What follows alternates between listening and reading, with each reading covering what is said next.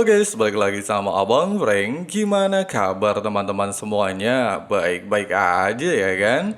Nah, di video kali ini kita bakalan ngelanjutin lagi pembahasan alur cerita Donggua BTTH episode 199 ya guys ya. Tapi sebelum masuk ke dalam alur ceritanya, kita rekap sedikit aja episode sebelumnya. Demi menentukan pemenang pertarungan puncak antara aliansi Istana Langit dan Aula Jiwa, Xiaoyan pada akhirnya turun tangan menghadapi Hun Miseng.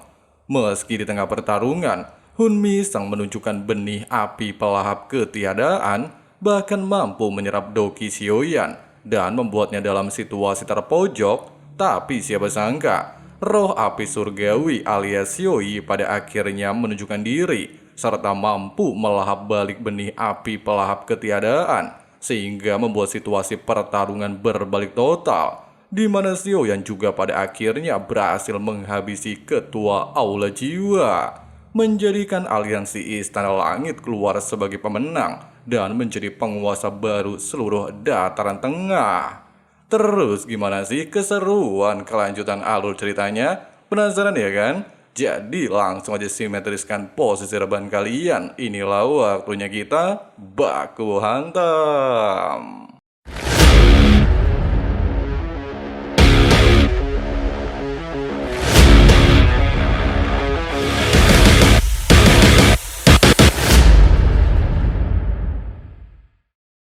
Tidak berselang lama, ketika seluruh anggota aliansi Istana Langit terlihat panik menunggu hasil pertarungan di Pavilion Bintang Jatuh, rombongan Xiaoyan dan para tetua aliansi pada akhirnya tiba di tempat ini.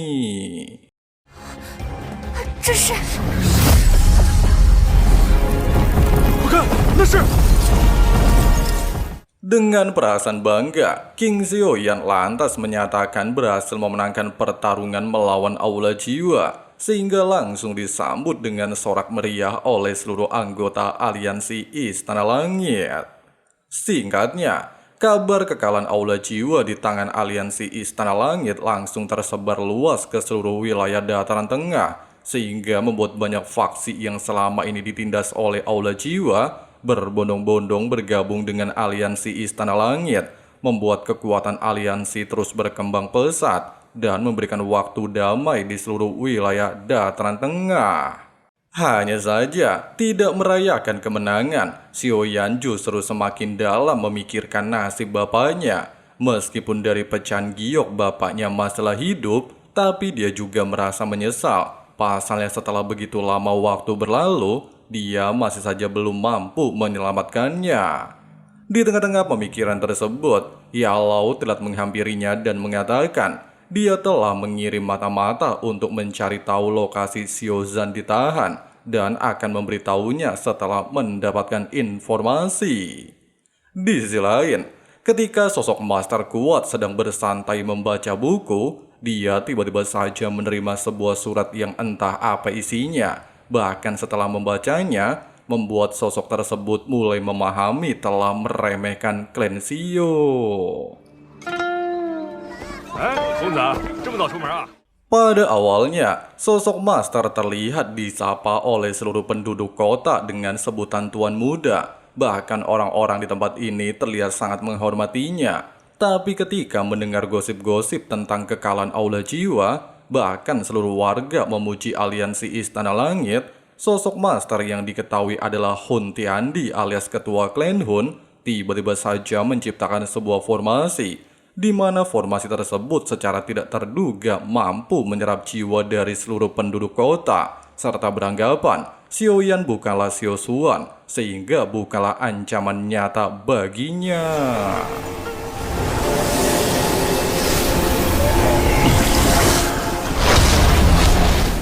Singkatnya, setelah 3 bulan berlatih dengan pil pelahap ketiadaan, Xiaoyan sama sekali tidak mendapatkan peningkatan apapun, melainkan sedikit demi sedikit dokinya terserap ke dalam pil. Di momen ini, Xiaoyi tiba-tiba saja mengambil pil dari tangan Xiaoyan, sehingga membuat Xiaoyan terbangun dari kultivasinya dan meminta Xiaoyi untuk mengembalikan benda tersebut kepadanya. Di saat Xiaoyan kebingungan kenapa pil api pelahap ketiadaan tidak bisa membantunya berlatih, serta justru menyerap dokinya, Xiaoyi tiba-tiba saja meminta Xiaoyan untuk memberikan pil tersebut kepadanya. Meskipun Xiaoyan sempat ragu, tapi menyadari pil tersebut memanglah tidak berguna baginya, dia pada akhirnya memberikan pil itu kepada Xiaoyi. Tidak lagi mengatakan apapun, Xiaoyi tiba-tiba saja memakan pil api pelahap ketiadaan, serta berniat untuk memurnikannya.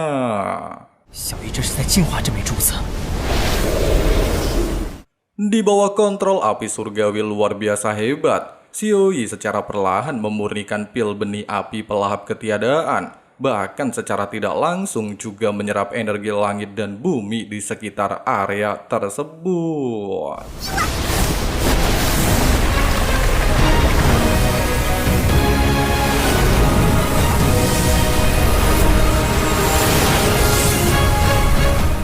Bersama dengan Xiaoyi berhasil memurnikan pil pelahap ketiadaan dan memiliki sebagian kekuatan pelahap, energi Doki di tubuh Xiaoyan juga kembali pulih seperti sebelumnya.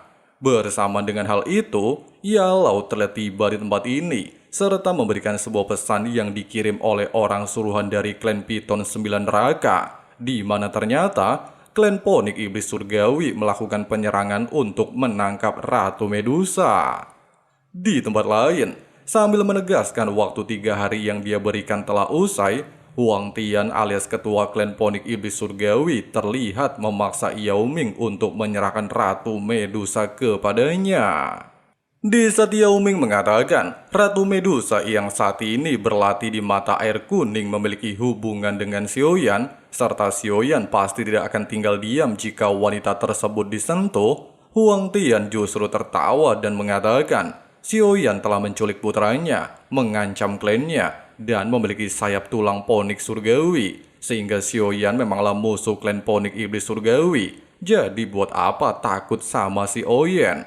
Bahkan mengancam akan menghancurkan klan Piton jika Yao Ming benar-benar tidak mau menyerahkan Ratu Medusa.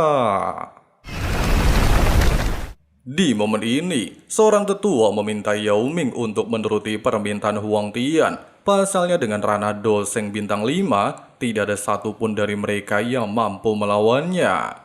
Ucapan barusan justru membuat Yao Ming emosi dan menegaskan, Xiaoyan memiliki jasa besar telah membantu klan mereka untuk membuka segel kultivasi Huang Kuan. Bahkan sebelum pergi, berpesan untuk menjaga mata air kuning dengan baik, sehingga mereka tidak boleh mengecewakan kepercayaannya. Terlebih lagi sebagai salah satu dari 3 klan binatang buas terkuat, mereka tidaklah boleh gentar dengan klan Ponik Iblis Surgawi. Menyadari Yao Ming keras kepala, Huang Tian tanpa basa-basi langsung memulai serangan. Bahkan dengan keunggulan kultivasi melawan Yao Ming yang hanya bintang 2 Doseng, dia terlihat benar-benar berada di atas angin. Meskipun tidak memiliki peluang untuk menang melawan Huang Tian, tapi Yao Ming terlihat tidaklah ingin mundur sedikit pun. Dia tetap bertekad untuk melindungi Ratu Medusa yang saat ini sedang melakukan terobosan. Meski telah terjatuh dan babak belur, Yao Ming lagi-lagi kembali bangkit, serta melepaskan teknik telapak mata air kuning untuk melakukan serangan balasan. Tapi sayangnya, teknik tersebut tidaklah membuahkan hasil apapun dan dengan mudah dihancurkan.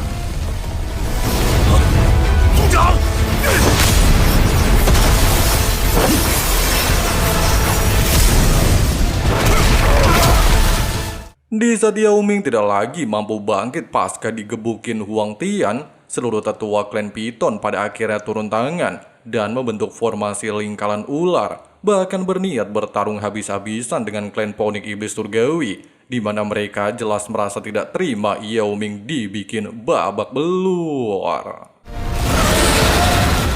Bukannya gentar menghadapi formasi tersebut, Huang Tian lantas meminta para tetuanya untuk bertindak dan membentuk formasi kuno Ponik Iblis Surgawi untuk menghadapi formasi lingkaran ular. Baku hantam luar biasa edun dari kedua formasi terlihat berjalan sengit. Meski ular piton pada awalnya sempat mampu menghadapi poni kuno, tapi sayangnya hal itu tidaklah berjalan lama dan bahkan mampu dikalahkan.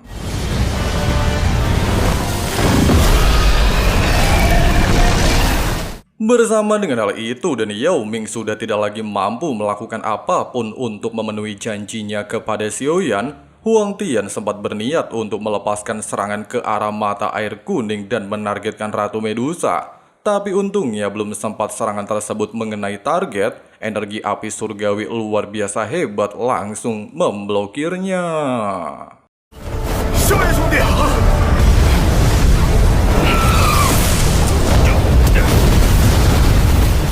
Setelah memastikan Cailin dalam kondisi baik-baik saja, Xiaoyan lantas berniat untuk menghabisi Huang Tian dan seluruh anggota, bahkan berjanji tidak akan membiarkan mereka meninggalkan tempat ini. Nah guys, seperti itulah pembahasan alur cerita Donghua BTTH episode 199-nya. Waduh, sosok Hun Tiandi alias musuh terakhir Xiaoyan nongol ya guys ya.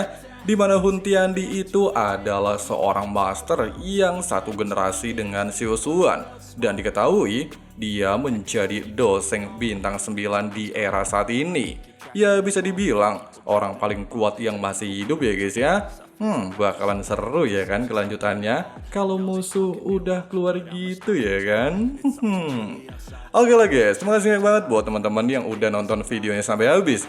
Di sini Abang Frank pamit undur diri dulu. See you and bye. Bye.